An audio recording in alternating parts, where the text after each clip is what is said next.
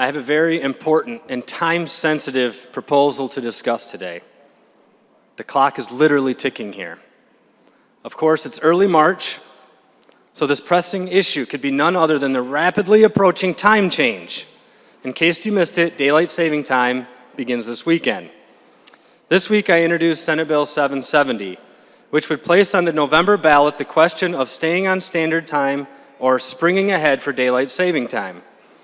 Before introducing this bill, I spent some time looking at the genesis of daylight saving time and researching whether or not the time change has been successful in accomplishing anything.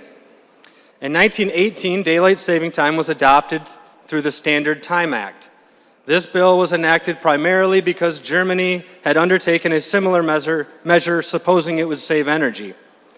This was not a proven hypothesis. Once the war ended, it became clear Americans wanted to get back to standard time. Twice, Congress sent President Woodrow Wilson a bill to repeal daylight saving time, and twice he vetoed it. A second time, the repeal became law through a congressional override, and national daylight saving time ended. Clearly, even from the beginning, daylight saving time was a contentious issue. For the next 23 years, the federal government stayed out of the time change business, but that ended in early 1942. Then President Franklin Roosevelt implemented what he coined wartime, which was a permanent, year-round daylight saving time. Again, Americans were dissatisfied with this policy, and wartime was repealed shortly after the conclusion of World War II in 1945. Finally, in 1966, the Uniform Time Act was signed into law, and it established a national daylight saving time, but it did reserve the ability for individual states to exempt themselves.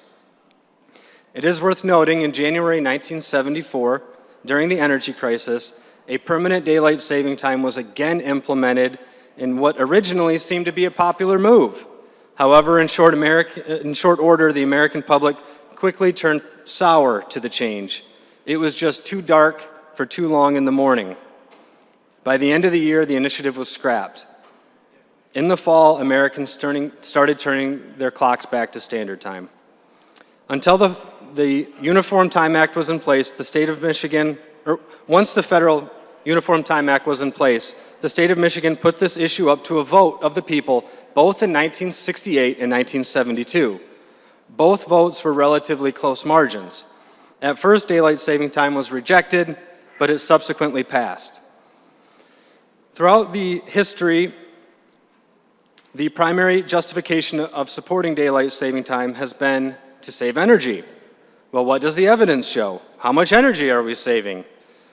Good luck finding a definitive answer to that question. At best, you will find mixed results. Some will show energy savings, but will have all sorts of caveats. Other research shows results that are inconclusive or contradictory. Energy savings aside, we also need to factor other considerations on how this policy impacts our daily lives. A University of Michigan study from 2014 found a 24% jump in the number of heart attacks on the Monday after the spring forward for daylight saving time. Loss of sleep and an interruption of the body's natural rhythm may be to blame. Other experts have written about negative health effects for teens facing sleep deprivation worsened by the spring time change, and the list could go on.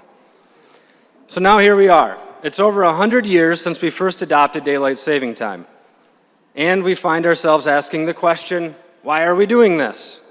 I, for one, cannot find a valid reason, and I've seen the time change both ways. When I was deployed to Iraq, I experienced what it was like to remain on standard time while everyone else back home changed their clocks. I was fascinated to learn that keeping the clocks constant did not result in the world coming to an end.